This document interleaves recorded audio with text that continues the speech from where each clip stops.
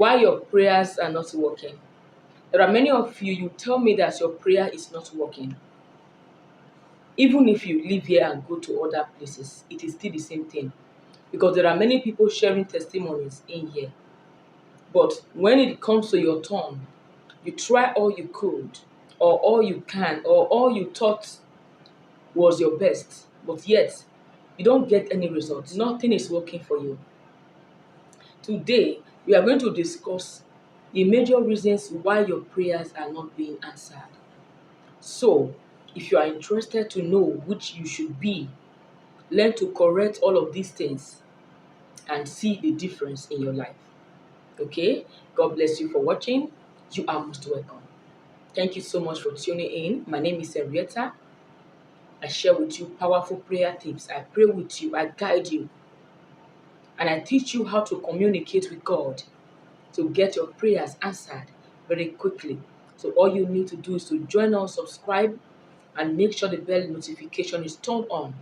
Do well and give this video a thumbs up and share with your friends. May God bless you. There are many reasons why your prayers are not being answered. And I'm going to analyze them step by step. Number one, laziness. Most of you, you are very lazy. You are praying for something, but what is that physical effort that you are putting in? You are praying to God to bless you with a good job. How many applications have you submitted? What is your effort? Not just for that. You are praying for a child. What is your effort? Your effort should not just be like sleeping with your partner. You go to the hospital. There are some supplements, some things you should be taking on your own. At times, I come here to share some health tips. How many do you try? Don't just say because you are praying. You are still going to do your part. God has given you the brain, the knowledge. So all you need to do is to do your part and pray to God. But when you don't do your part, you are praying for a life partner, you are not even exposed. How do you expect your prayers to work? Secondly, most importantly, most of you are faithless. Because you have been praying for so long and your prayers are not working, you always stand on that fact that or believe that it will not work. Even when you are trying other spiritual exercises, because you have that mindset that nothing is working for you. And even if you do it well, but you do it with the mindset that, let me just try it, I know it will not work. At times at my comment section, I see such comments. Are you sure it will work? Well, let me try it. You don't try prayer. When you go to a skincare channel, you can try it on your face.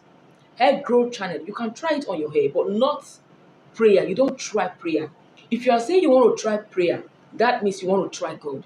And this is one thing the devil used to hold people down. This is one major thing. After series of failure, it becomes too hard for you to believe that anything will work for you. And when you pray like that, with that mindset, nothing will work. Number three, kindness. Many of you are praying for blessing, but you are not kind. You are selfish. Most importantly, you are praying for wealth and abundance. You want God to bless you financially. God will not come from heaven. God is going to use people like you to help you. Do you help people? I know you will tell me I don't have. No matter how poor you are, there are people you can still help. You still have something to give. Learn to give people. No matter your sin, when you give, God automatically cuts down your sin faster. God loves a generous heart. And when you are giving, don't limit your giving to church. Most pastors are very rich. Focus on people who do not have at all. There are beggars, refugees living under the bridge. Old women who are begging. Really, really poorer people who cannot even eat. And you know you can even eat, even if it is once or twice. Share your food. Share your money. When you do such works of charity, your prayers will be answered very fast. But most of you, all you do is to pray. You carry out these spiritual assignments when you are walking on the way, or maybe along your working area, or in your neighborhood, you see someone suffering. You see a person going through pain. You remove your mind, remove your eyes. It's not your business. You are focused on yourself. Do you even pray for others? Is it all about you, myself, my mother, my sister, my wife? Can't you pray for a total stranger? Do you have this empathy? God loves and blesses people who have empathy.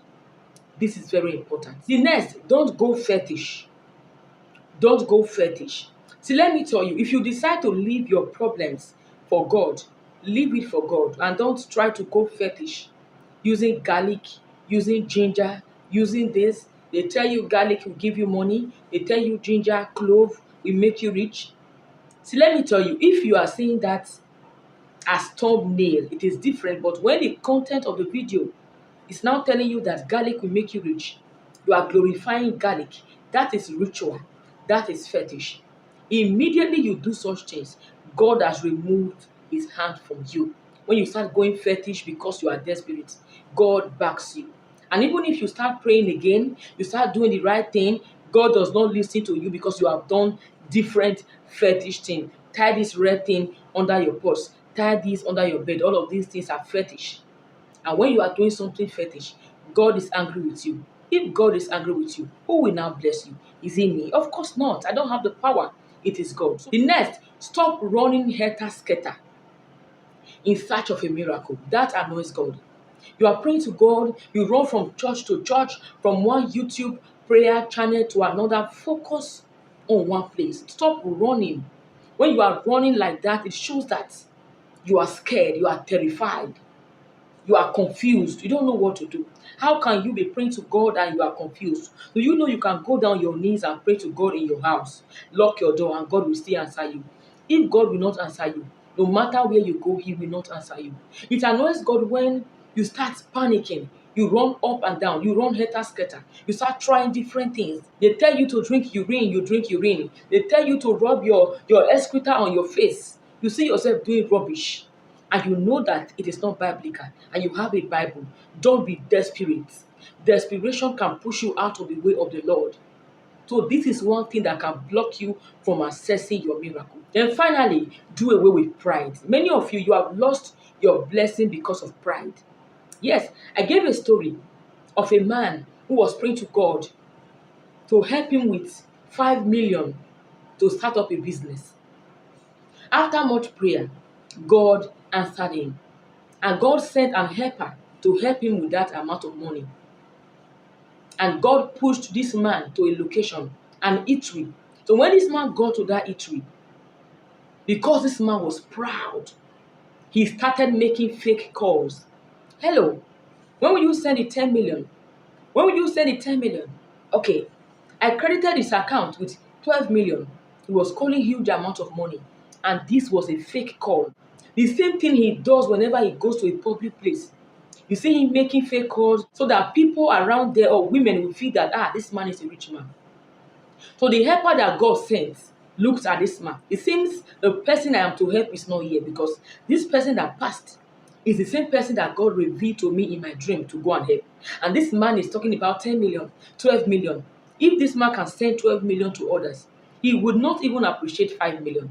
So he took his money and left. So this man lost his miracle. He went back home and started praying again until God told him, you have lost your miracle because of your pride. Why the ego? Why lying?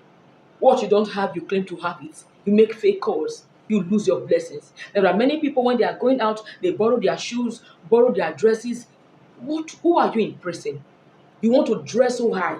See, the way you dress so high, the more you dress, the more you are pushing away helpers from you. I'm not saying you should not look good, but don't look so expensive more than your budget or more than your means. You go and borrow clothes, you borrow shoe, you look like a president's wife, and the people who are to help you, they pass you by. The person who is to help you get a good job passes you by because you are so dressed, because you are so gorgeous, because you look so expensive, too expensive to be helped. So please be yourself. Use what you have. Don't live above your means. Be humble. Bring yourself down and God will lift you up. So with all of these tips, go and work on them and your prayers will begin to flow in with speedy answer from God. Thank you for watching. Please subscribe if you have not. Make sure the bell notification is turned on. Do well and give this video a thumbs up and share with your friends.